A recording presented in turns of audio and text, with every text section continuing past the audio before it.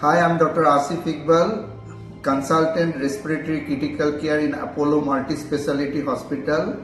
The first time in Eastern India we are organizing Respiratory Critical Care Congress in 2023 by Apollo Multispeciality Hospital.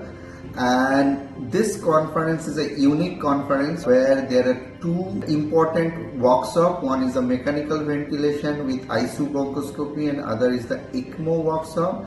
Along with there is a 2 days conference on the respiratory and the respiratory critical care aspect.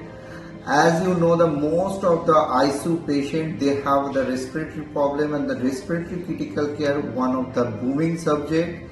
And there is a more than 50 national faculty is coming, and more than 500 delegates is coming different parts of the India and also our neighboring country.